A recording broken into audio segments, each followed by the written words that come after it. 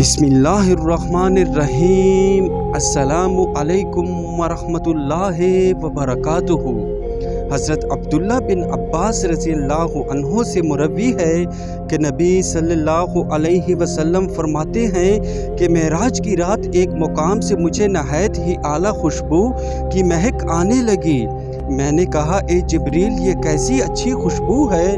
تو انہوں نے جواب دیا کہ یہ فرعون کی بیٹی کی کنگھی کرنے والی مشادہ یعنی خاتمہ اور اس کی اولاد کی ہے۔ اس کی شان پوچھی گئی تو عرض کیا، فرعون کی بیٹی کو کنگھی کرتے ہوئے اس مومنہ خاتون کے ہاتھ سے اتفاقاً کنگھی گر پڑی تو اس کی زبان سے بے ساختہ بسم اللہ نکل گیا۔ فرعون کی بیٹی نے کہا، سب کا رب تو میرا باپ ہے۔ اس خاتمہ نے جواب دیا کہ نہیں، میرا اور تیرے باپ کا پروردگار اللہ ہے۔ فرعون کی بیٹی نے کہا، میں اس کی خبر اپنے باپ کو دے دوں گی۔ تو اس نے کہا، کوئی حرج نہیں۔ بس اس نے اپنے باپ کو ساری بات سنائی۔ فرعون نے اس خاتمہ کو بلوایا اور کہا، کیا تم میرے سوا کسی اور کو رب مانتی ہو؟ کہا، ہاں، میرا اور تیرا پروردگار اللہ ہے۔ فرعون نے اسی وقت حکم دیا کہ تانبے کی گائے یعنی دیگ کو آگ میں تپایا جائے۔ جب وہ بالکل آگ جیسی ہو جائے تو پھر اسے اور اس کے بچوں کو ایک ایک کر کے اس میں ڈال دیا جائے۔ اس مومنہ عورت نے فرعون سے کہا، میری ایک درخواست ہے۔ فرعون نے کہا، کیا ہے؟ اس نے کہا، میری اور میرے بچوں کی ہڈیاں ایک کپڑے میں جمع کر کے دفن کر دینا۔ فرعون نے کہا، اچھا، تیرے کچھ حقوق ہمارے ذمہ ہیں، اس لیے یہ منظور ہے۔ بعد ازیں فرعون نے حکم دیا کہ ایک ایک کر کے اس کے بچوں کو آگ کی طرح تپتی ہوئی دیگ میں ڈال دو۔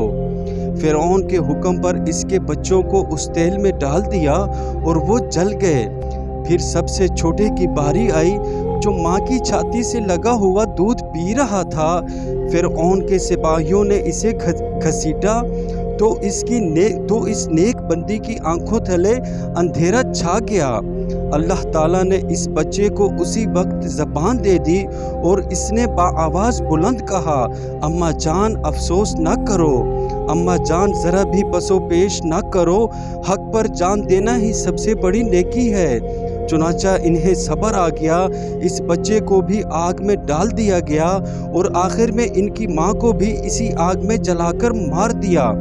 یہ خوشبو کی مہکیں اسی کے جنتی محل سے آ رہی ہیں۔ ابن عباس رضی اللہ عنہ فرماتے ہیں کہ 4 چھوٹے بچوں نے بات کی، وہ یہ ہیں: نمبر 1 عیسیٰ بن مریم علیہ السلام، نمبر 2 صاحب جریج، نمبر 3 یوسف علیہ السلام کی گواہی دینے والا بچہ، نمبر 4 فرعون کی بیٹی کی مشادہ کا بیٹا۔